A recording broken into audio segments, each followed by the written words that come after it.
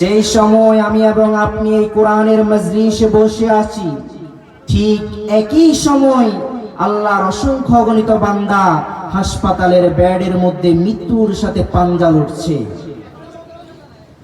এই জন্য শুকরিয়া করতে হবে মহান মালিক আল্লাহ সুবহানাহু ওয়া তাআলার দরবারে, যিনি আমাদেরকে ভালো রেখেছেন, সুস্থ রেখেছেন।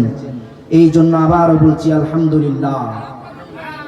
মহান মালিক আল্লাহ সুবহানাহু ওয়া তাআলা আমাদেরকে কত নিয়ামতের মধ্যে ডুবিয়ে রেখেছে, এর বিবরণ দিতে গেলে শুরু হবে কিন্তু শেষ হবে না।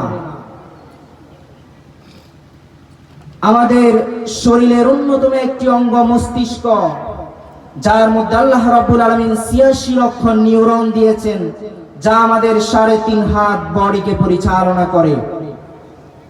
একাধারে এই মস্তিষ্কের এত বেশি ক্ষমতা, পাওয়ারফুল, এত মেধা সম্পূর্ণ মস্তিষ্ক আল্লাহ রাব্বুল আলামিন দিয়েছেন। যদি ৩৫০ বছরের ভিডিও ধারণ করা যায়, যেই যত পরিমাণ মেমোরি কার্ড প্রয়োজন হবে, ওই পরিমাণ মেধা আল্লাহ রাব্বুল আলামিন এই মস্তিষ্কের মধ্যে ঢুকিয়ে দিয়েছে। আল্লাহ রাব্বুল আলামিনের নৈপুণ্য দেখার জন্য পাহাড়ে যেতে হবে না, সমুদ্রে যেতে হবে না।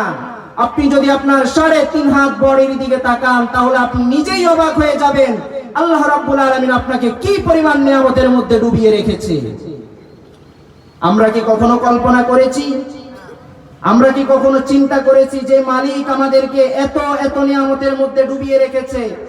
আমরা কি সেই মালিকের শুকরিয়া আদায় করতে যথাযথভাবে সক্ষম হয়েছি? শুধু এটি নয়, আমরা প্রত্যেকদিন প্রায় ৫৫০ লিটার অক্সিজেন গ্রহণ করি। যে অক্সিজেন হাসপাতালে কিনতে গেলে পরে লক্ষ লক্ষ টাকা খরচ হবে।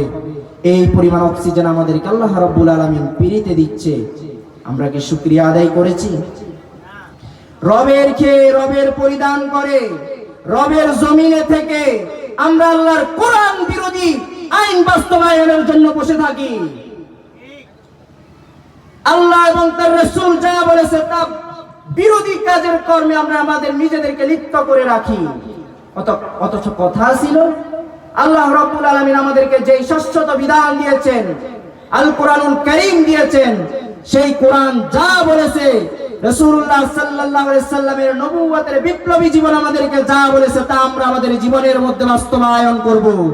কিন্তু আমরা তা না করে আল্লাহ বিরোধী যত কর্মকাণ্ড রয়েছে, ওই সকল কর্মকাণ্ডগুলোর মধ্যে নিজেকে আমরা লিপ্ত করেছি। কথাকে আমি ভুল বলেছি? কথা বলতে হবে। আল্লাহ রাব্বুল আলামিন আল কোরআনুল কারীমের মধ্যে বললেন, ওয়ামান লাম ইয়াহকুম বিমা আনজালাল্লাহু ফাউলাইকা হুমুল কাফিরুন। যারা আল্লাহ রাব্বুল আলামিনের দেখানো জীবন ব্যবস্থা মোতাবেক নিজের জীবন পরিচালনা করবে না, আল্লাহ রাব্বুল আলামিন বান্দাকে, গোলামকে যে দেখানো গাইডলাইন দিয়েছেন, ওই গাইডলাইন মোতাবেক যদি সে তার জীবন পরিচালনা না করে থাকে, তাহলে আল্লাহ রাব্বুল আলামিন বলতেছেন সে হচ্ছে কাফের। এই আয়াতের একটু পরে আল্লাহ রাব্বুল আলামিন বলতেছেন ফাউলাইকা হুমুয যালিমুন, সে হচ্ছে জালেম।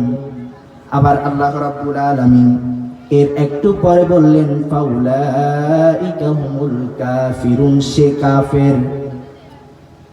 আল্লাহ রাব্বুল আলামিন বলতেছেন আমি তোমাদেরকে যেই সকল বিধিবিধানগুলো দিলাম, তোমরা যদি ওই সকল বিধিবিধানগুলো মোতাবেক তোমাদের জীবনকে পরিচালনা না করে থাকো, তোমরা যদি কোরআন মোতাবেক নিজের ৩.৫ হাত বডিকে পরিচালনা না করে থাকো, তোমরা যদি রাসূলুল্লাহ সাল্লাল্লাহু আলাইহি ওয়াসাল্লামের জীবন বিধান মোতাবেক নিজের জীবনকে পরিচালনা না করে থাকো, তাহলে তোমরা হচ্ছ কাফের, তোমরা হচ্ছ জালেম, তোমরা হচ্ছ ফাসিক। কথাগুলো কে বলেছেন? কথাগুলো কে বলেছেন?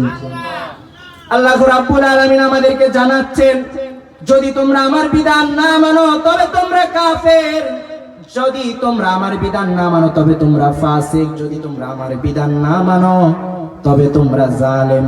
এখন নিজেকে একটু প্রশ্ন করেন তো, আমি যে বললাম কোরআনের মধ্যে রাজনীতি নাই, আমি যে বললাম কোরআনের মধ্যে সমাজনীতি নাই, আমি যে কোরআনের মধ্যে রাষ্ট্রীয়, আন্তর্জাতিক, পারিবারিক জীবন বিধান নাই বলে স্বীকৃতি দিলাম, এখন আমি কি আল্লাহর কোরআন মানলাম না আল্লাহর কোরআন থেকে দূরে গেলাম? কথা বলতে হবে। আমি কি আল্লাহর কোরআন মানলাম না কোরআন থেকে দূরে গেলাম? কোরআন থেকে দূরে গেলাম। আমি স্বীকৃতি দিলাম যে কোরআনের মধ্যে আল্লাহ রাব্বুল আলামিন রাজনীতির কথা বলেনি, সমাজনীতির কথা বলেনি, অর্থনীতির কথা বলেনি, জীবন ব্যবস্থার কথা বলেনি। এই যে এগুলো আমি স্বীকৃতি দিলাম, আমি তো কাফের হয়ে গেলাম, আমি তো জালেম হয়ে গেলাম, আমি তো ফাসিক হয়ে গেলাম। যে মালিক আমাদেরকে এত নিয়ামত দিয়েছে, আমরা সেই মালিকের বিপক্ষে অবস্থান করছি এই জমিনের মধ্যে। এই ক্ষমতা আমাকে কে দিয়েছে? আল্লাহ রাব্বুল আলামিন বললেন, সাব্বাহা লিল্লাহি মা ফিস সামাওয়াতি ওয়া মা ফিল আরদ।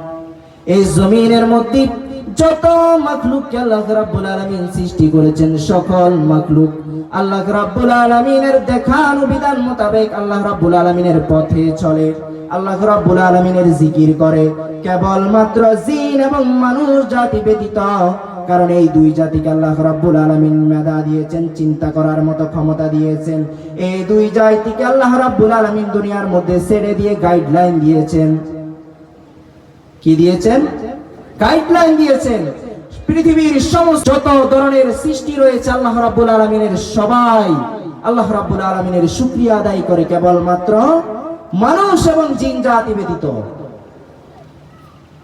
নিজেকে নিজে প্রশ্ন করুন, আমরা কি আল্লাহ রাব্বুল আলামিনের শুকরিয়া আদায় করতে যথাযথভাবে সক্ষম হয়েছি কিনা?